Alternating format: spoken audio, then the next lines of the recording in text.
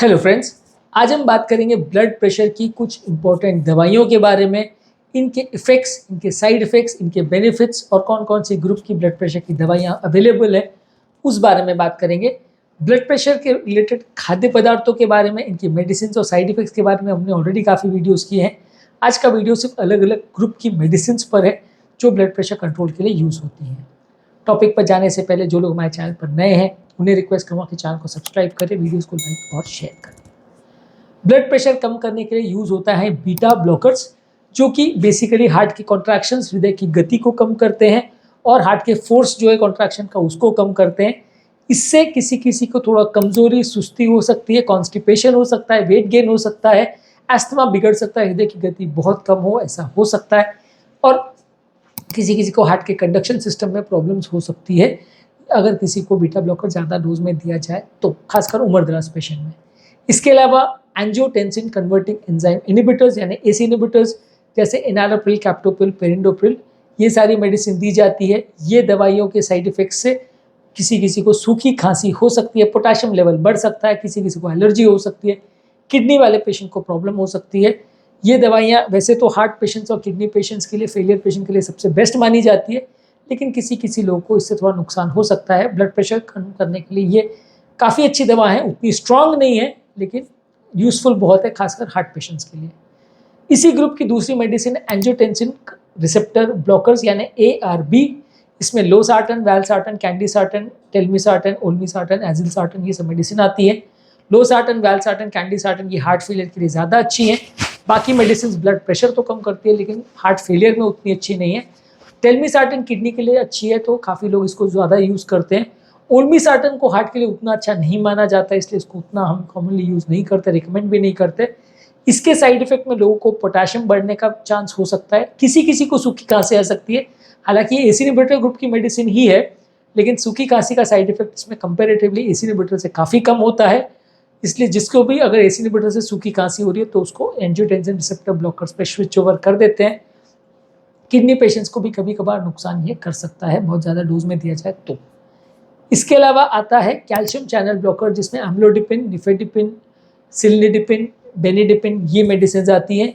ये मेडिसिन नलियों को डायलेट करके ब्लड प्रेशर को कम करती है। इसके ज़्यादा यूजेस है, बहुत ज़्यादा केस में यूज़ होता है। हार्ट फेलियर में उतनी अच्छी नहीं है लेकिन ब्लड प्रेशर कम करने के लिए one of the best medicine इसको मानते हैं। इसके साइड इफेक्ट्स में किसी किसी को चक्कर आना, कमजोरी आना, मुंह पे लाली आना और खासकर एम्लोडिपिन से पाँव में सूजन आने का प्रॉब्लम होता है, जो कि काफ़ी कॉमन है। अगर ये दवा को लेने से पाँव में सूजन आ रही है, एम्लोडिपिन चल रहा है तो उसको चेंज करिए। कई पेशेंट हमारे पास इसीलिए आते हैं कि ये एम्लोडिपिन चल रही होती है और पाँव में सूजन का प्रॉब्लम होता है। तो सूजन अगर आ रही है तो सबसे पहला कॉमन रीज़न यही देखना चाहिए कि एम्लोडिपिन तो नहीं चल रही है, और अगर चल रही है तो उसको चेंज करवा लीजिए, अपने आप सूजन चली जाएगी। दवा बंद करने के 5-7 दिन में चली जाती है।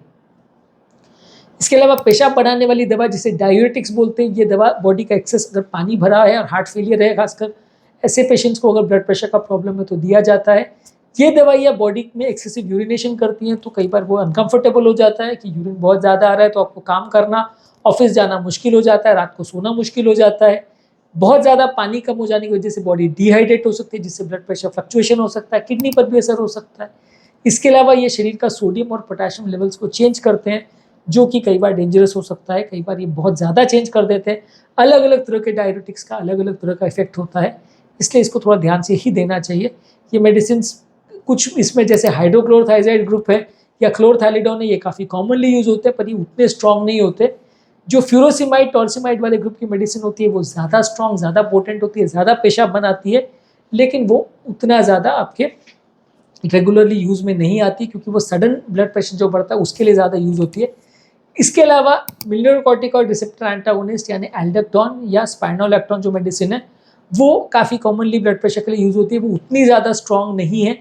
उसके साइड इफेक्ट से मेल पेशेंट में ब्रेस्ट एनलार्जमेंट हो सकता है, क्योंकि ये पेशेंट जो दवा इसको लेते हैं उसमें हार्मोनल थोड़े चेंजेस आते हैं, खासकर मेल पेशेंट में। तो बॉडी में मेल हार्मोन्स कम होकर फीमेल हार्मोन्स थोड़े बढ़ जाते हैं, इसलिए ब्रेस्ट का एनलार्जमेंट हो सकता है। मेल पेशेंट्स को निपल पर पेन हो सकता है। ये मेडिसिन ज़्यादातर हार्ट फेलियर पेशेंट्स में ज़्यादा दी जाती है क्योंकि ये पंप फंक्शन को सुधारती है और मृत्यु दर को कम करती है। बाकी रूटीन पेशेंट्स में इसको उतना नहीं दिया जाता क्योंकि ये थोड़ी कम पावरफुल मेडिसिन है और पोटेशियम लेवल्स को थोड़ा बढ़ाती है, जो कि हार्ट फेलियर पेशेंट्स में और किडनी पेशेंट में कभी कभार डेंजरस भी हो सकता है। इसलिए इसको थोड़ा देख सोच के देना चाहिए, लेकिन ये अच्छी मेडिसिन है, खासकर जिनको हार्ट का प्रॉब्लम है उनके लिए। इसके अलावा मेडिसिन यूज होती है अल्फा ब्लॉकर्स, जो कि ब्रेन के लेवल पर अल्फा रिसेप्टर्स पर काम करती है और नलियों को डायलेट करती है, जिसकी वजह से ब्लड फ्लो इंप्रूव होता है। इसके साइड इफेक्ट से चक्कर आना, लो ब्लड प्रेशर होना या कमजोरी होना, सुस्ती होना, ये साइड इफेक्ट्स हो सकते हैं।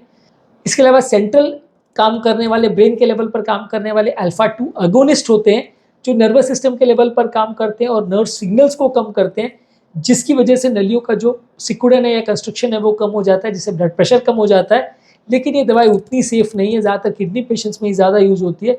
इनसे थोड़ा सुस्ती ज़्यादा होना, मुंह सूखना, कॉन्स्टिपेशन होना और दवा को सडनली बंद कर दो तो बीपी शूटअप हो जाना, ये रिबाउंड हाइपरटेंशन इसको बोलते हैं, ये ज़्यादा देखने को मिलता है। तो ये दवा उतनी सेफ नहीं है, ज़्यादातर किडनी पेशेंट में यूज़ होती है या बहुत ज़्यादा सीवियर जिनको हाइपरटेंशन हो उनमें यूज़ होती है। इसके अलावा आते हैं डायरेक्टली एक्टिंग वैसोडायलेटर्स, जो कि ब्लड प्रेशर को कम करने के लिए नलियों को डायलेट करते हैं। ये मेडिसिन खासकर हाइड्रोजीन जो है वो बहुत ज़्यादा सर दर्द करती है, हृदय गति बढ़ा सकती है, पानी रिटेन करवा सकती है और इन लोग को बहुत इससे चक्कर होता है। ज़्यादा स्ट्रॉन्ग दवाई है, कम यूज़ होती है। इसके अलावा आती है रेनिन इनिबिटर्स, जो रेनिन एंजियोटेंसिन सिस्टम है उसी तरह से काम करती है। उसी में जो रेनिन बनता है, उस हार्मोन जो कि किडनी बनाता है, उस पर ऐड करती है, उसको कम करती है। ये दवा भी बहुत कम केसेस में यूज़ होती है। इसके साइड इफेक्ट्स से डायरिया होना, सूखी खांसी होना और ब्लड का पोटेशियम लेवल बढ़ जाना, इसके साइड इफेक्ट्स हो सकते हैं। ये दवा भी काफ़ी कम केसेस में यूज़ होती है। तो आज के टॉपिक में हमने बात करी बीपी के लिए कौन सी कॉमन दवाइयाँ यूज़ होती है, उनका क्या बेनिफिट्स है और उनके क्या रिस्क है या साइड इफेक्ट्स है, उस बारे में बात करी। ये टॉपिक ज़्यादातर लोगों के लिए जिनको ब्लड प्रेशर की दवाइयाँ चल रही है उनके लिए इंपॉर्टेंट है कि उनको एक बेसिक आइडिया हो जाएगा कि कौन कौन सी दवाई चल रही है, उसके क्या इफेक्ट्स है।